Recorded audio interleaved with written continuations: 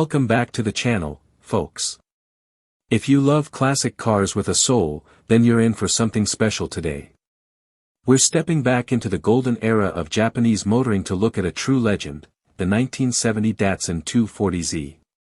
This car didn't just turn heads when it launched, it changed the way people thought about affordable sports cars altogether. It's sleek, it's quick, and this one right here is dressed in a beautiful, show-stopping red that screams passion and performance.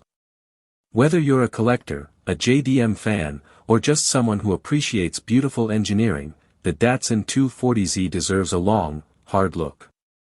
In today's video, we're diving into the history, styling, cabin, powertrain, and price of this iconic car to see why it's still turning heads more than 50 years later. So buckle up, because this red rocket is more than just nostalgia. It's a time machine on wheels. Exterior. Let's start with the exterior, because honestly, that's where the love story begins. At first glance, the 1970 Datsun 240Z is pure vintage beauty. The proportions are perfect, long hood, short deck, and a low-slung stance that suggests speed even while it's parked. And when it's painted in red like this one, it becomes a rolling piece of art. It's the kind of car that looks fast even standing still. Now, take a look at that front end, the low-slung nose, the oval headlights set back into the fenders, and the slim chrome bumper. It all flows into a curved hood that hints at the inline six hiding underneath.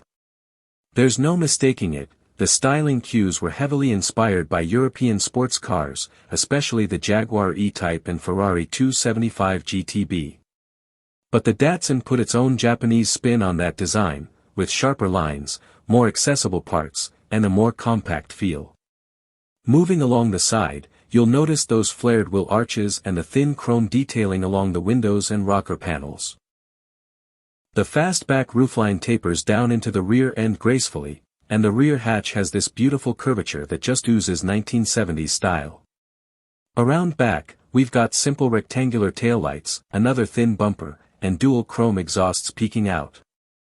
There's no giant badging or loud spoilers, just clean, purposeful design. It's modest, yet unforgettable. This red paint isn't original to all 240Zs, but it's a factory-correct color for the era and suits the car perfectly. Combined with period-correct wheels and classic chrome mirrors, this car is a visual time capsule of what made sports cars so desirable back in the day.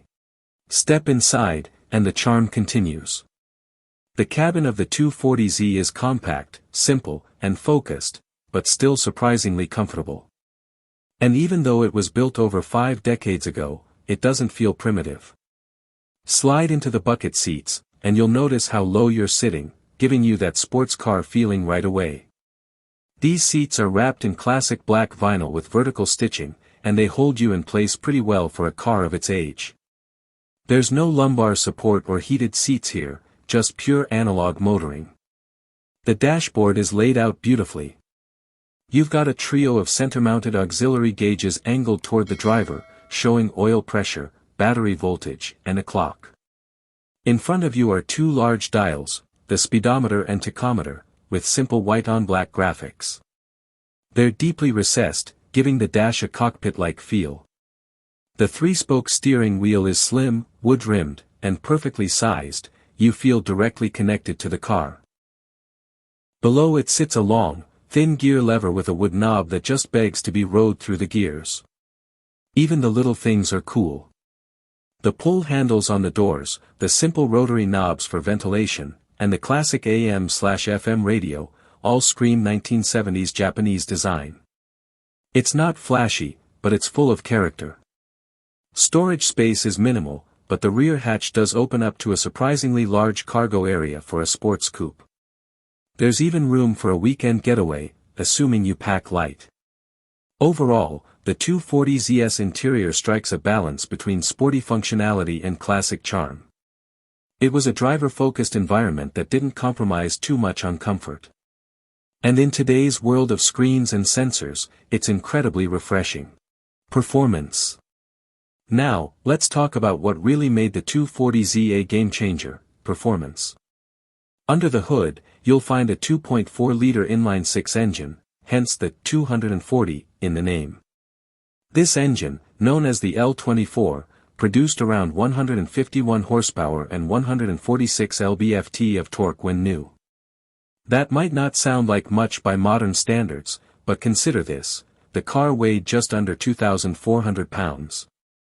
That's lighter than a modern Miata. The result?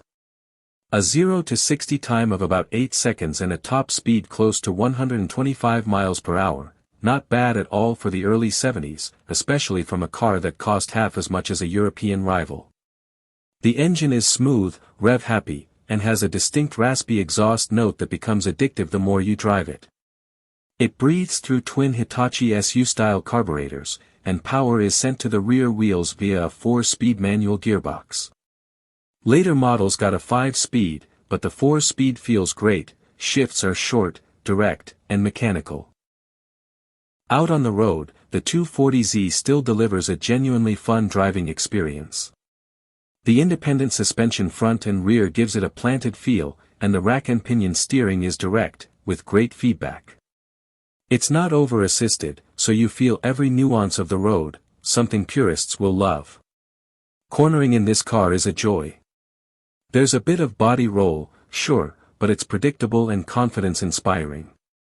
Push it hard, and it responds. Back off, and it settles. This car was made to be driven, not just admired. And the brakes? They're disc up front and drums in the rear. For the time, more than adequate. Today, you might wish for more stopping power, but with the car's light weight, it's still manageable, especially if the brakes have been properly maintained. Price. Back in 1970, the Datsun 240Z was a revelation. It offered performance and styling that rivaled European sports cars, but for around $3,500.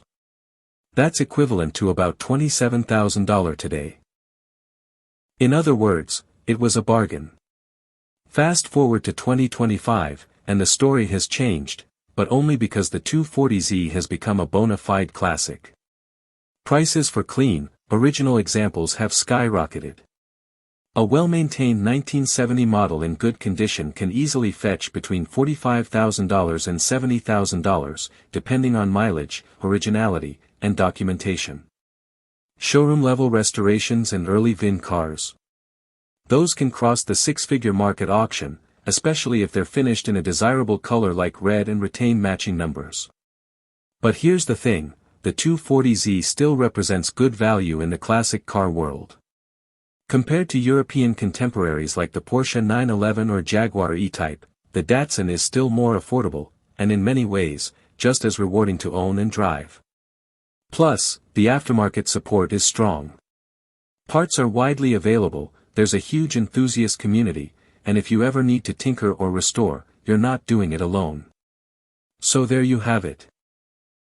The 1970 Datsun 240Z in all its red glory greatness. It's a car that redefined what a sports car could be: beautiful, reliable, affordable, and fun. More than 50 years later, it's still turning heads, still thrilling drivers, and still standing as a symbol of Japanese engineering excellence. Whether you're lucky enough to own one or just dream of it, the 240Z is a car that deserves respect, and a permanent spot in the Automotive Hall of Fame.